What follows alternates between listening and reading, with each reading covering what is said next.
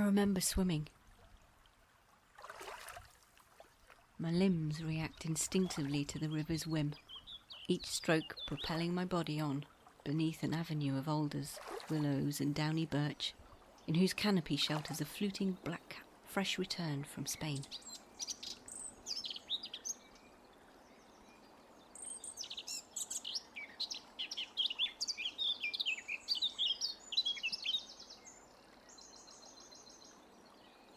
His serenade captivates, but in time, as the river flows, that song begins to flounder, splutters and is drowned beneath the viridescent water. Green algae flutters about me, drifting with the river, warm beneath a late spring sun and puttering of rain. Thoughts fall away into the ink deep of yesterday, and I dream.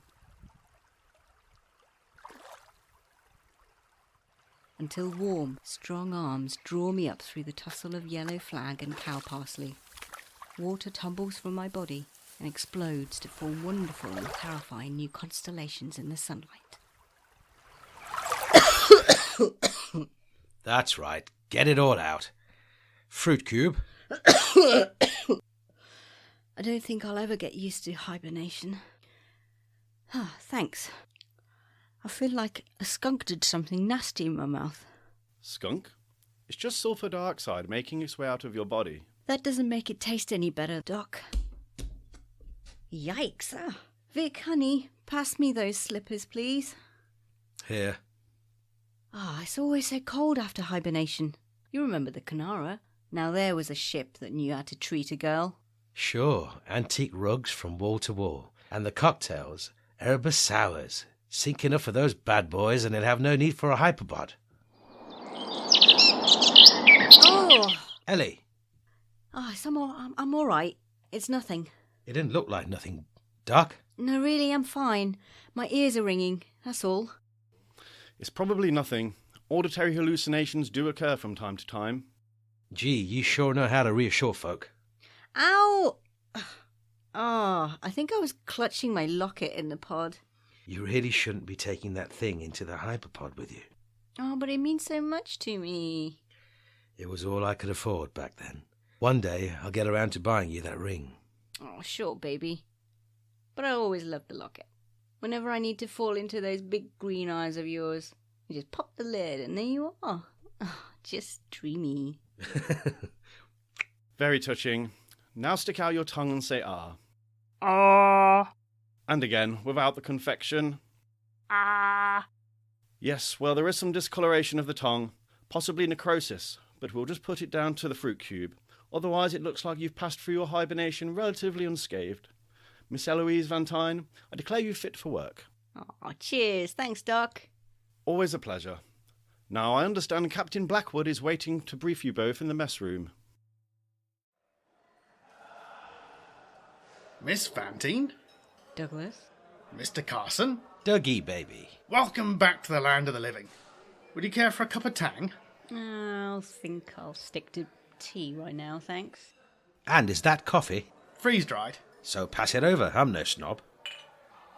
Well now, let's get straight down to introductions. This is Chief Engineer Kaiser and his recovery crew. Heinrich, how do you do? Just great, thanks, Heinrich. Call me Elly. And this is Vic. Heinrich. And Assistant Chief Security Officer Clement with her investigation team. Pleased to meet you. Put it there. Assistant Chief Security Officer Clement will be heading up operations on Iapetus. What is that you're wearing, Mr. Carson? It's called a kimono. It does not bear a company logo. No, but it does have a fantastic picture of a dragon flying over Mount Fiji on the back. During operations, regulation clothing bearing the Lonro Company logo must be worn at all times. I'll get my man onto it first thing. He's a marvel with the embroidery needle. Shall we get down to business? Assistant Chief Clement? Very well.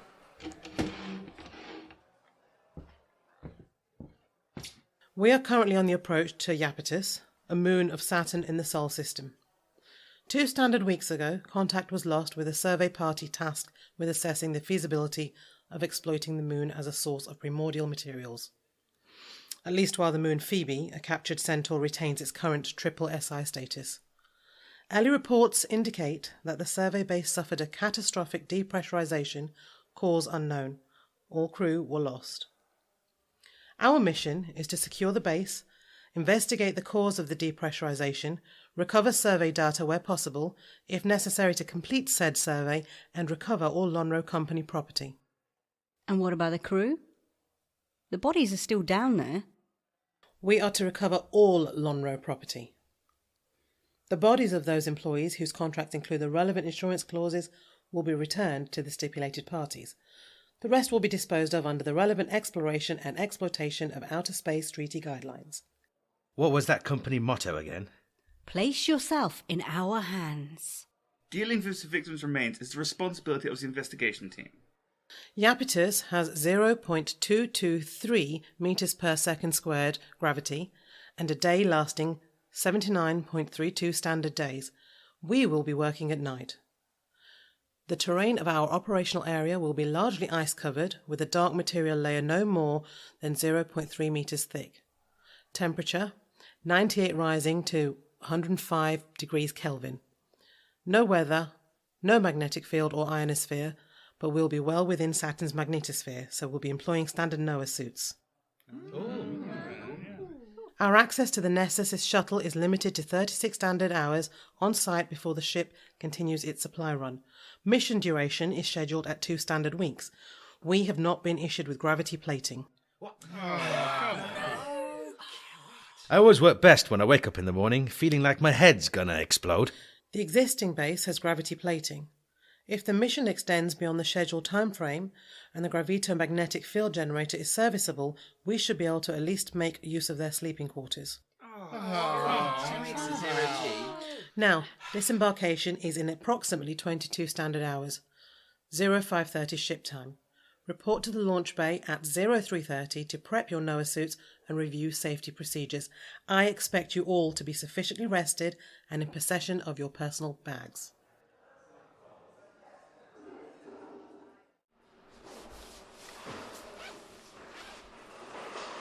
Remember to cycle all your ion jets. We will not have time for repairs once on site. Yes. These things always remind me of slipping under a warm duvet. With buckets on your feet. A fair way removed from that sweet little spacesuit you were wearing in a certain Yangon bar. With the goldfish bowl helmet and the antenna. I couldn't even sit down in that thing. Hi there. Hello. Haven't seen you around the university. Huh? You're a student? I've got a research grant. Geoscience. Someone pulled a few strings for their bright-eyed boy, did they? Sure. Say, let me buy you a drink. I'm only allowed one drink on my break. Okay. Sensible.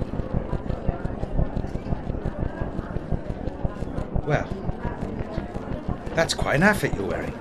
It really catches the light. In fact, that's what first caught my eye. Across the room there. It's fish skin. They make me wear it. Well, it sure looks swell. It's grown from a genetically modified culture. The code's modelled on the Suprinus carpia hematopterus, Kikokuru koi carp. There are guanine crystals underneath the scales that reflect the light. The lab techs mimic biogenic processes to enhance their photonic nature and produce the mirror-like sheen. They can even modify the genome and growth matrix to generate custom patterns in the colour. Wow. The things they grow in vats these days. I guess it's kind of practical to wear too. What with the monsoon season? Say, with all this rain, how have you managed to go so long without a shower? Ah, that's not nice. Okay, I can take a hint. I'm only kidding. Tell you what, why don't you buy me that drink now? Biologist, huh? Yeah, one day. Well, hang on to that spacesuit of yours, and one day we can go out into the stars together. Boy, that place was a dive. I was so happy to find work with the Assisted Plant Migration Programme. Look out there. What is it? Is that the shuttle? Should there be so many patches on its hull? Oh, you know these freighters. Built to last. You can slam them into a moon and they'll still get you home. That's the Robin. Second longest serving shuttle in the fleet. And the most reliable. She can take some beating, I'll tell you. Patch her up and she's ready to fly again. Smooth as a lake on Titan. Smooth as a lake on Titan? Mike.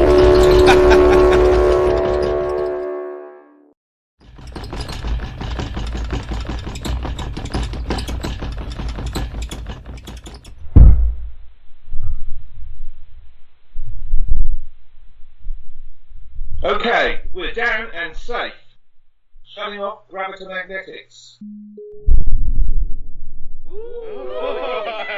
Welcome to Iapetus. As soon as I hear the announcement, I feel a rush of anxiety. Before the crew get up from their seats, the artificial gravity is switched on to acclimatise us to the environment in which we're working. It's easy to be taken unawares and have an accident when you suddenly find yourself weighing 50 times less than you did a moment ago. A lightly placed foot can send you bouncing against the walls. I know the drill. I've experienced it many times before, but more often than not, the finger on the dial belongs to someone who's done this so often themselves that they forget what it's like for the rest of us. What should be a gentle transition from Earth gravity to near zero G can become a heart-stopping plunge from the highest peak of a roller coaster ride. Some people get a kick out of it, but me... It's as I feared. My stomach somersaults and catches in my throat as I struggle to take a breath as I watch the floor fall away from me. Across the way, one of the investigation team vomits inside his helmet. And my head begins to pound. I feel my own dreaded rise of nausea. When Vic taps his helmet against mine, I turn to see a man in his element. I see bright green eyes and a goofy, crooked grin. His voice is low and calm and cuts through the cacophony of screams and laughter. It's okay. It's okay. We've done this so many times before. Anchoring me to the room. Fighting down my rising nausea, I become aware of the pressure of his hand on mine, and quite suddenly, I'm laughing too. Okay, settle down. Peterson, don't take that helmet off in here. You can clean yourself up in the shuttle latrine later. Gee, it's just great we've landed on an ice world. She can be queen of it. Chief Engineer Keisler and Engineer Danby will accompany Officer Drubble and myself to secure a base airlock, assess the situation and establish a plan of action. Meanwhile, Supervising Engineer Yamanaka will be heading up the unloading of supplies and the construction of our own camp. We only have the support of the shuttle for 36 standard hours, so for the rest of you, his word is now law. Now everyone into the cargo bay for depressurization, quick as you can. After that, Officer Peterson can clean himself up.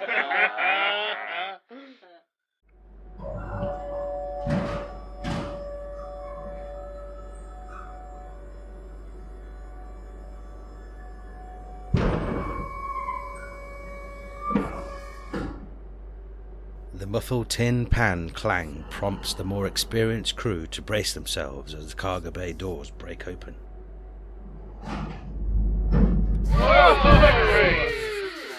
It figures. Another rush job. Sound means atmosphere. They haven't even waited to expel all the air from the cargo bay before exposed to the vacuum. The outrush of air tries to drag us with it, and we stumble against each other, keeping balance assisted by our Noah suit. The frantic clicking of the suit's tiny ion jets echo around inside my helmet as they fire, invisible hands at my chest, pushing my feet down towards the ground. Someone is watching over me. Anyone without an assigned task, clear the cargo bay while the heavy gear is unloaded. Stay within the field of the shuttle's floodlights. Come on, Toots. Let's quit this joint. I hear you. Sure looks cold out there. Black and cold. Another day. Another world. Take my hand. Ready? 1, 2, 3. The ion jets push my foot down, and I feel the satisfying crunch like powdery snow underfoot. I lift my boot and inspect this first impression. The delicate powder cast off from Iapetus's sister moon, Phoebe, at first resists but then crushes into the hard lines of my footprint. A crisp punctuation that marks the beginning of a new adventure together. No matter how many times I do this, I always remember the first step onto every new world. Like a tiny wound. Ugly. What's that? Smile for the photo. Sesame! Just step to the side, please, you two. We don't want to run you over now, do we? After all, it might upset her nib's schedule. Maybe it's cold outside.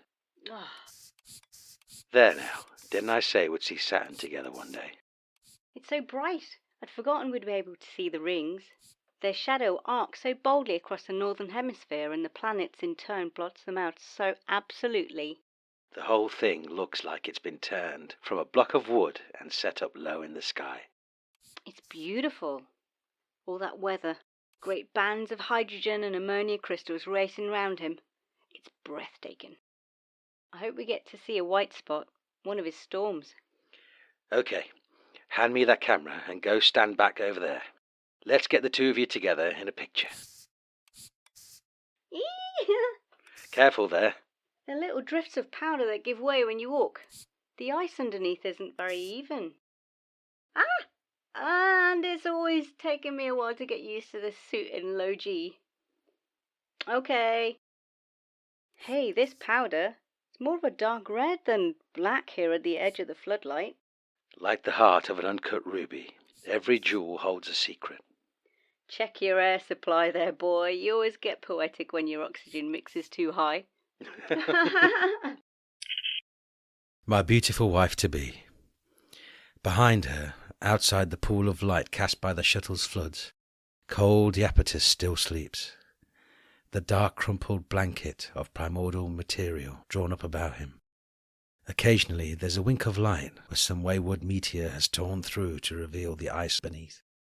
And beyond this, his girdle of pock-marked mountains tumbles over the steep curve of the horizon into the stark glow of distant naked ice, like some long-forgotten ruin. It's so very peaceful here. Now hold your finger up like you're balancing Saturn up on there. A little higher. There. Say, can you two tourists spare us some time from your sightseeing to come help us put up this tent? We'll be sleeping under the stars tonight. Well, the residents will be doing a little more than that. What do you mean? It's the morgue. Oh. The first bag they brought out presented something of a surreal image. A rubber sack undulating between the two men carrying it like some great blue jelly. That was until one of them lost his grip. For a moment it was comical, the way he stumbled trying to catch a hold of the twisting mass as it made its slow descent, clutching desperately at the air until he finally got a hold. Missing the looped strap at the corner of the bag, he managed at last to grab a hold of something more solid. There was something in the way he gripped that amorphous thing that made its mass become all too apparent. And that's when we saw. A leg at first, then a second. A torso. The dead weight of a man strung out between the two of them. Every 20-30 minutes they'd bring out another blue bag until the base was cleared of its inhabitants. Forensics got down to interrogating the computer systems, and soon after that, me and Elly were given the okay to check out how far the research had progressed. Seemed the systems managed to bear up pretty well against the brunt of the decompression. We should be able to complete the work in under 24 days. And so life on Iapetus settled down with all the inevitable distractions necessary to counter the mundanity of the work. Aden, 2 glasses of your finest wine, if you please. Sure, Vic, sure. Just take a sup of this little fella.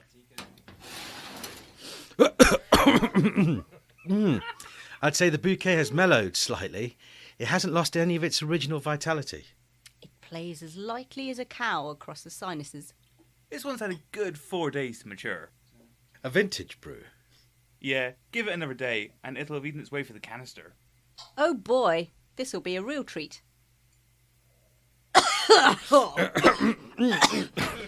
Poor. Aden, you're a genuine craftsman. I'm surprised Clement's cronies haven't shut you down. That's still not exactly inconspicuous. Nah, the best place to hide something's always in plain sight. They think I'm just filtering out impurities from some nanofluid. I tell them it's a very delicate process, and then they leave me well alone.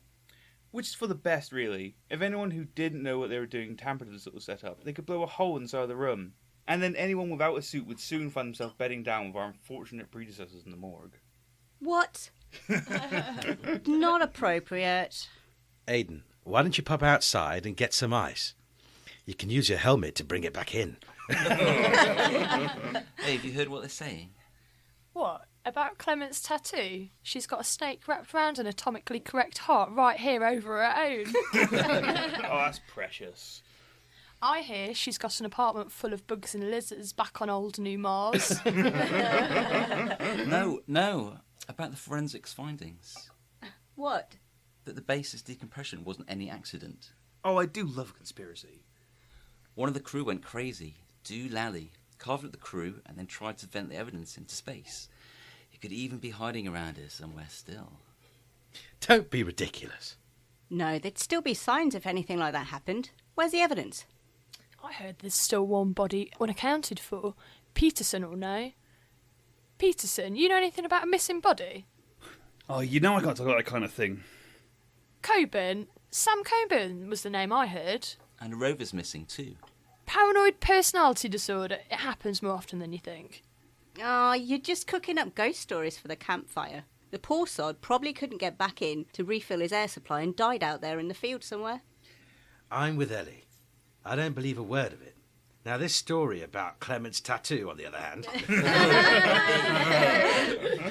Didn't you tell me you'd seen it when you followed her in the shower one time? What? No! Well, it wasn't a snake or a heart, anyway. What? The following day, we got the all clear to move into the old base's sleeping quarters. Finally, a chance for sleep in something like normal gravity. Ooh, I've so missed that feeling of my head sinking into a cool, soft pillow.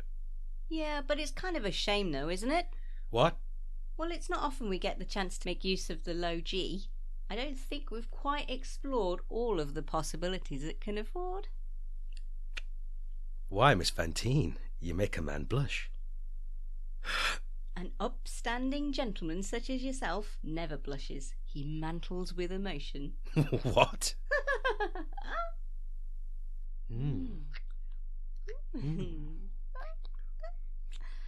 Ah! Oh, oops. I think I've dislocated a vertebrae. No, honestly, it really hurts. Oh, what's this? A dressing down from the chief engineer if we can't get that wall panel back into place. No, there's something hidden behind it. Well, check it doesn't have teeth before you go sticking your hand in there. Too late. Hey, it's a book. With pages? Someone's journal. Oh, wow. Feel that. There's something sensual about real paper. It's like a lover's skin. I get it. You read a lover's body. Samuel Cohen. Say, you don't think that's the Sam Coburn Bev was talking about? The guy who went crazy and murdered everyone. The missing body. You should probably hand that thing in. Oh, you're not curious? If this guy's genuinely under suspicion, there might be something in there to clear his name. Ringed satin, built buoyant above the stark monochrome of black mountains and the distant white plains, turns his jealous eye towards us. Looks like this Sam Cohen was a bit of a poet. Yeah, a bad one. We all wrote stuff like that when we were kids. You're not even a bit curious. It could clear the insurance payout for his family. Yeah, I guess you're right. I'll only hold on to it for a bit. To make sure there's nothing incriminating. I'm only thinking of his poor wife and kids.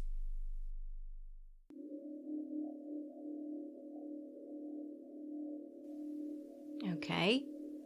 Listen to this. Once upon a time, mankind brought artful direction to the natural world, responsive to its tides and tempers, thinning out dominant species to increase diversity, regenerating areas of stagnation, regulating nutrient and energy flows. By these devices, nature became rich and bountiful.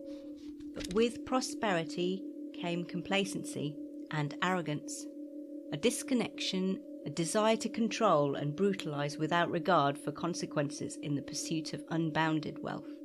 Nature became a small consideration in the abstract world of economics. The fear and respect for the elemental fell away into dark abstracts, fearsome shadows to populate the night, easily dispelled by a full belly and an empty mind. It sounds like your man was a religious nut. But can't you see the underlying truth? People have been saying the same kind of things for thousands of years. The view backwards is always rose-tinted. I say it stems from a fear of change. I guess. Still find it interesting, though. What goes through a man's head out here in the cold and the dark? Sure. Here, let me read you some more. Okay, but when we get back, you need to hand that thing in. It sounds like he was becoming deranged or something. If they can prove the isolation was getting to him, then that might help mitigate any issues over insurance payment. Okay, now where was I? Once upon a time, our vanity was humbled by the waves. The Carteret Islands, the Solomons, Maldives, the Orkneys. Strange to be thinking about those sunken islands in this desert of ice and broken rock. We went diving on the Carteret Reefs. They were constructed on a sunken atoll, but the Maldive Isles aren't sunk. They're in the South Atlantic off the coast of Patagonia. Ah, I think the Maldives bought those islands around the end of the 20th century and renamed them. Aren't the original islands under the Arabian Sun Islands? They used something like that as a foundation. Say, do you remember the trip we took across the lagoon that night? The Carteret Reefs. The way the bioluminescence kicked up around our canoe? The fish looked like blue comets. That night, I realised you sure were something special. Aww. Okay, we're coming up on the next drill site. Bagsy, get the airlock first. On this silent world, we work surrounded by millennia of unobserved history, unrecorded. No one ever saw this or that meteor tumble into the ice. This landscape doesn't feel obliged to be anything but itself. Shadows roll down from the mountains to blanket the landscape.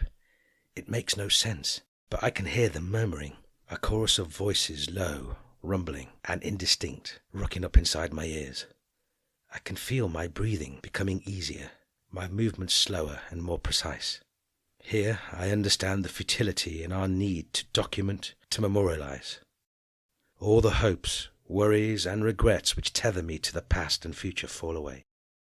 I must present an absurd figure standing here in the dark, dependent on a jumble of technology for my survival. But it's only here, in these wild places, that I'm able to become myself, where I see what truly matters. Elly, you daydreaming? It's like we've turned up late after everyone's left and all the lights have been turned off. Yeah. I was just thinking about those sunken islands. It seems like nature forms those ecosystems that are stable and self-regulating, and then human beings come along and throw everything out of the balance. It's always humans trampling over paradise. No, I haven't thought it through fully. I mean, a cataclysm causes it all to collapse, but in recent millennia that's always been down to human activity. A stable ecosystem collapses, giving way to a new one. And not always. Species die out, islands drown. Habitable planets become devoid of life. Life on Earth was nearly wiped out 250 million years ago, but we got lucky and came through that. It sounds like you're saying that a geography and life evolved together to form a harmonious end state until something comes along and breaks it? No, I'm just expressing half thoughts. Ecosystems are determined by whichever species gets there first or are the most successful, including humans. I don't think the natural world existed as some kind of pre-human paradise. Like the Garden of Eden? Yeah. This is the Anthropocene, and our Earth needs to be managed. I know that all too well from working with assisted plant migration. A lot of plant species would die out without that. But what gets me, though, is that people don't stop to think why it's the case. Plants have been bred and some have evolved to depend on human intervention. There were people I worked with who didn't realise the earth wasn't always like that. Like some grasses. Maize needs human intervention to survive. Yeah, so shouldn't we think more about the impact of our activities? It seems the lesson was learnt for a while after the Great Upheaval. People actually made sacrifices then. But now we've expanded from the earth, we've gone back to taking what we want and just managing the consequences. I get what you mean. There's an attitude of if we mess something up, we can just move on and make a fresh start. Leave the mess for someone else to clean up. You think we should go back to accepting the burden of responsibilities for our actions, rather than passing it on to some anonymous body like a company? You're not just making a general point, are you? It's us you're talking about. I've found only trace bacteria, no indigenous or colonising populations. I can find no objection to the mineral extraction. But it is beautiful here. All bearing fluids reacted with reduced iron to deposit seams of siderophile metals and were mapped by iron-rich lithologies. Hey, listen to this. Come on, we've got these reports to write. You're letting that journal distract you from your work. Just listen. This is relevant. Okay. Looking up at the blinking light of the Galactic Trust Station in orbit with Phoebe, I am made all the more aware of the fragility of that primigenial moon? I have no idea. It sounds religious. Oh. Okay, anyway. Once she'd journeyed deep into the cold Kuiper belt, her surface worried by a history nearly as old as that gas giant about which she now turns. The work we do here on Iapetus will give economic weight to Phoebe, stacking the scales against its scientific value until she takes her place upon the great spreadsheet of life. That glimpse into the primordial solar system will be carved up and processed for its mineral content, turned into microelectronics and fertilizer to dull minds and hunger, bombs and propulsion systems to spread further the reach of the unscrupulous moneyed. I feel like you're trying to tell me something. What is it? You're going to reject the extraction proposal? I haven't submitted anything yet. Changed my mind. Elly, I know it's beautiful here, that Lunro will strip the character from this place, but there's no grounds for rejecting the proposal. And what if this is just a stepping stone towards mining Phoebe? When the market's flooded with cheap products made from Iapetus mineral carpet, no one will want to give that up. Lunro will draw attention to the benefits to medicine and economic development. They'll say there are hundreds of Phoebes out there in the Kuiper Belt that can be studied. But that's the point. There aren't hundreds of Phoebes. There's only one that's had such a long, unbroken history of observation. There's only one that can give us a glimpse of the Kuiper Belt 4 billion years ago. Yeah. But we can't write a report based on speculation about something that hasn't even been proposed. We can only base our conclusions on the facts. We can't speculate on the consequences of our actions.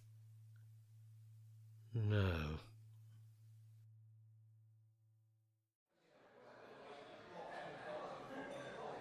Sam! Hello? You look like you've just caught sight of the sago pudding. More likely one too many of those cocktails you were serving up last night. Hey! The air's bad in here. Don't you think the air's bad in here? No, I seems think alright. so. Ah, now you come to mention it, I didn't like to say anything earlier. Well, Peterson can be very sensitive about his personal hygiene. Huh. There's been a build-up of ammonia and acetone in the air. One of the scrubbers was shot. I've just finished moving another over from the blanding camp. It is safe though, isn't it? Yeah, sure. What? You don't exactly sound convinced. No, it's fine. I guess I'm just feeling a bit boxed in. Okay. Well, What? He's terrified. Look at that face.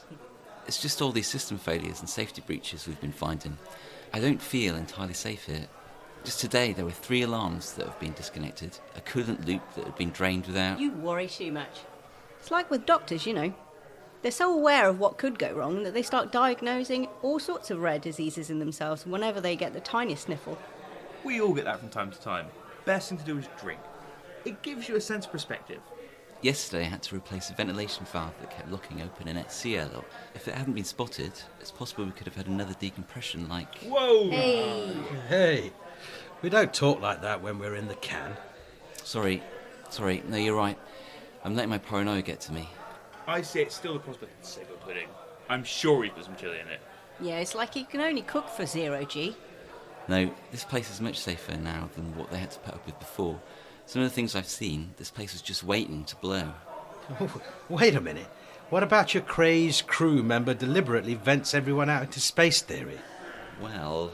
Oh, nothing can ever just be an accident, can it? Does this mean I can stop looking over my shoulder for the crazy killer hiding out in the air ducts? Yeah. It's best to be prepared for every eventuality. That kind of thinking keeps people alive. And makes nervous wrecks of us all. I'll be seeing you later. Sam, I'll buy you a drink. A stiff one will put that lovable smile back on your face. If you make it a double, maybe. Hey, you forgot your book. Oh, thanks. Drubble. Officer Drubble.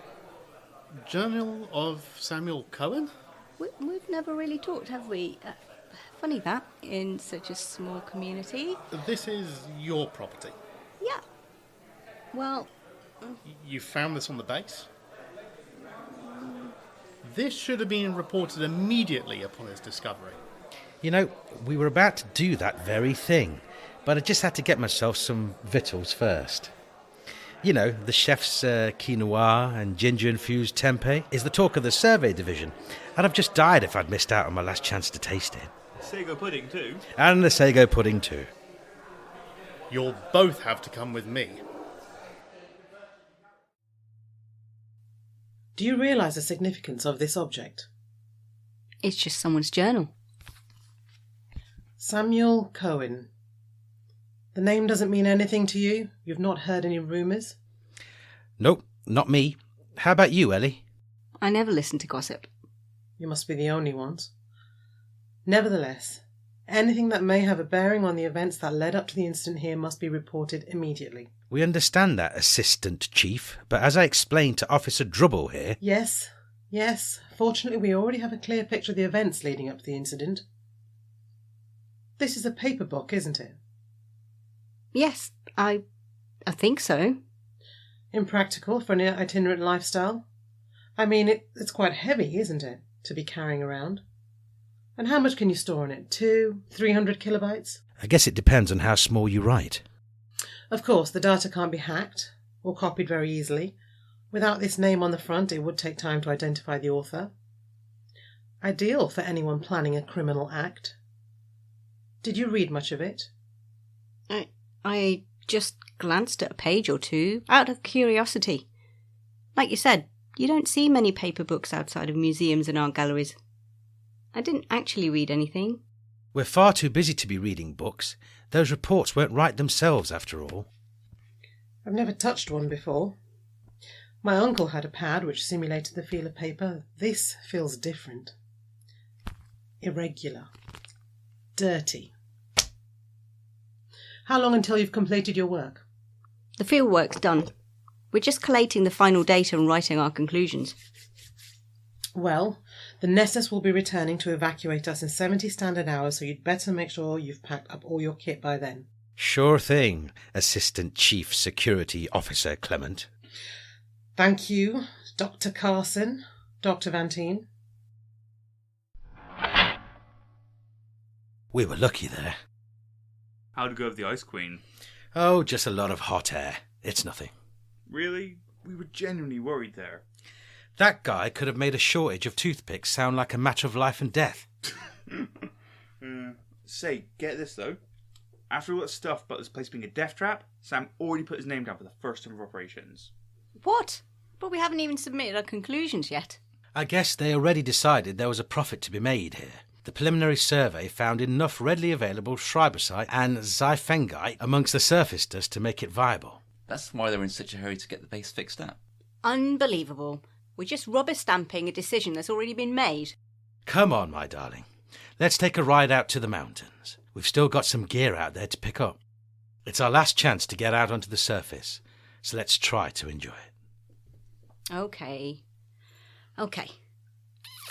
But first, you need a shave.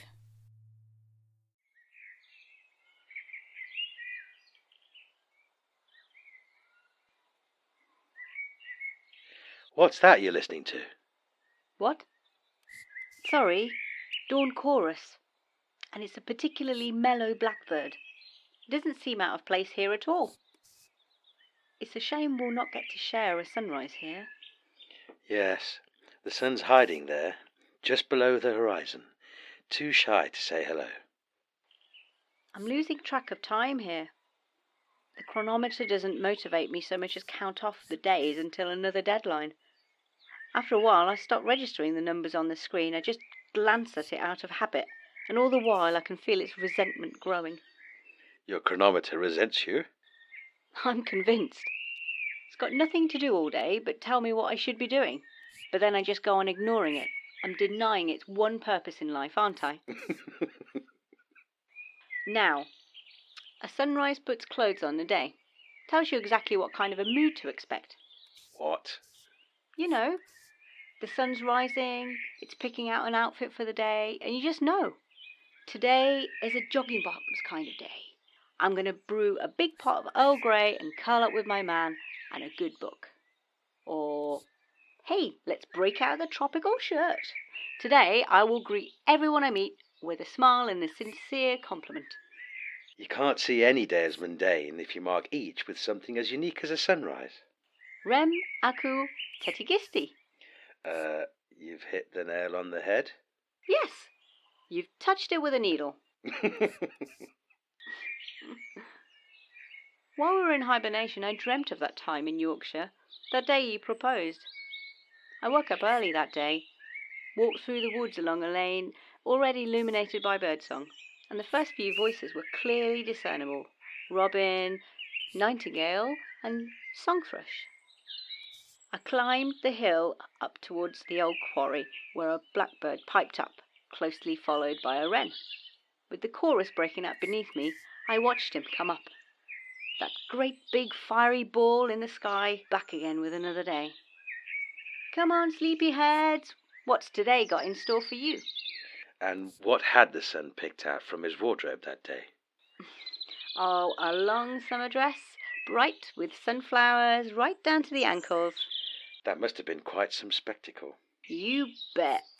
I don't think I'd have accepted your proposal quite so easily if it had been anything else. Well, I must remember to thank the fellow for his sartorial acumen next time we meet. Let's make that soon.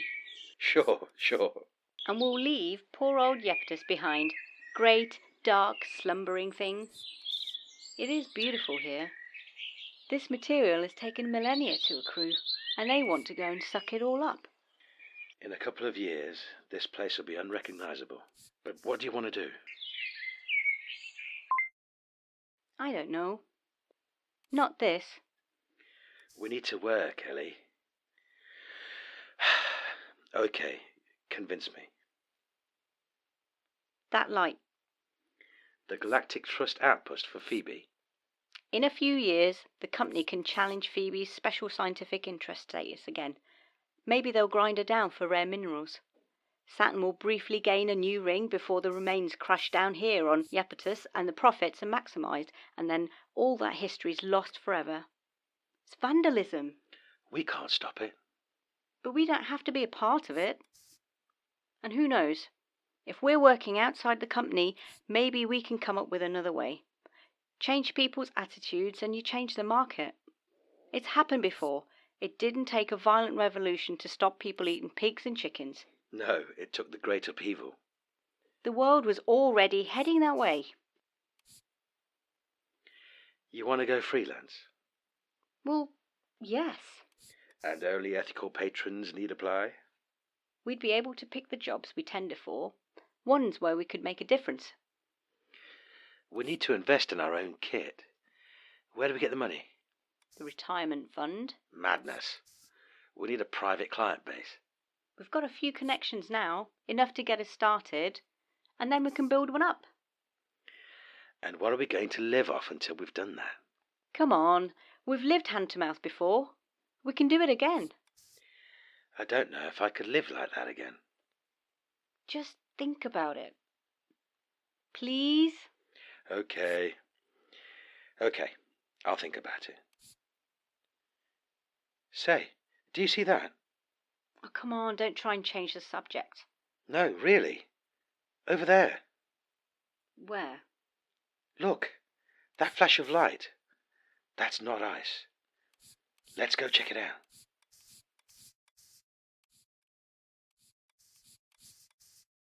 It's a missing rover. There's no damage to the airlock, but the cabin's depressurized. I'll report it to Clement. No, let's check it out first. Maybe we should leave it this time. We're already in trouble over that journal. Help me with this. Oh, all right. But if I end up in prison, I'll not be blowing you any kisses through the bars. Oh, I still have my memories, baby.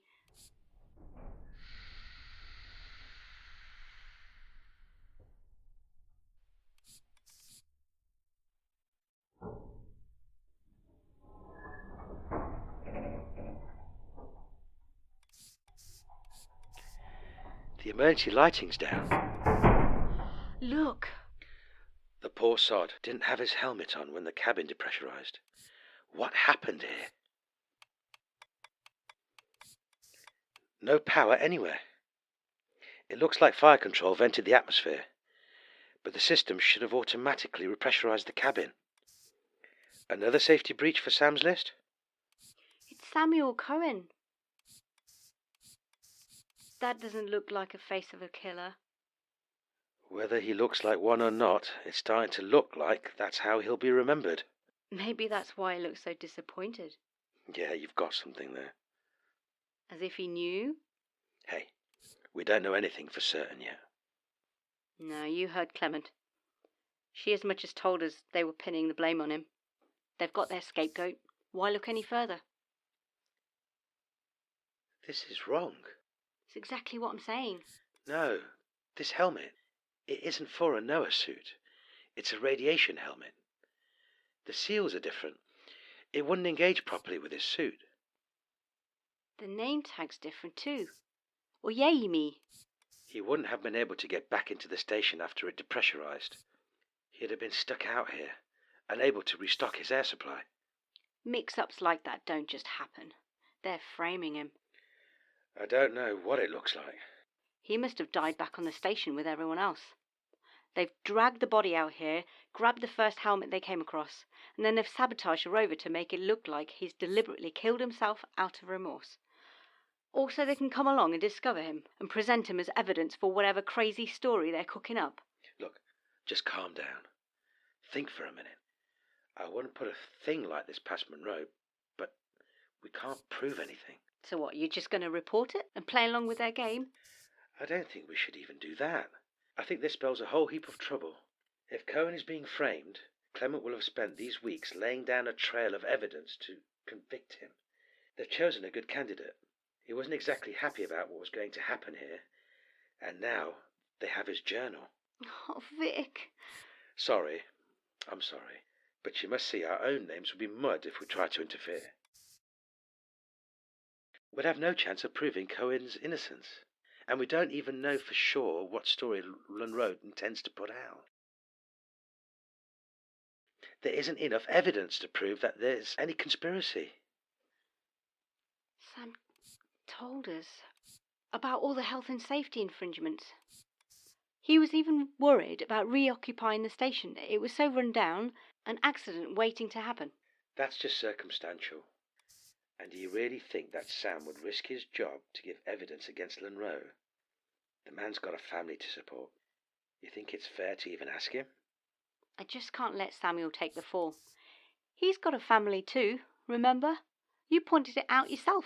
If he's found guilty of sabotaging the base, he'll forfeit any insurance payments to the family, and they could end up destitute. Okay, pass me the camera. We can at least record what we found. Thank you. You know, no one will ever employ us again.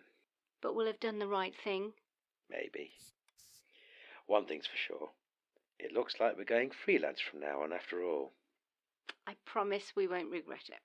I'll hold you to that. Elly, I don't know if my falling in love with you was the sanest or the craziest thing I ever did, but I do know that so far I haven't regretted it for one moment. We're going to be so good together, Vic. We'll make them all stand up and take notice. Sure, Elly. Sure. Iapetus by Mike Exelby.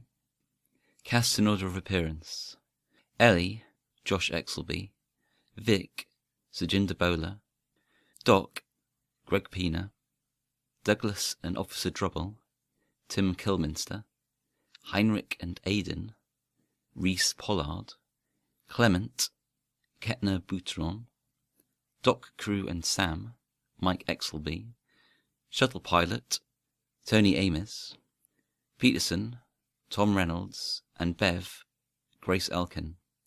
Iapetus was written by Mike Exelby. Corrections: a reference in Scene 1 to sulfur dioxide being employed in the hibernation process should in fact refer to hydrogen sulfide.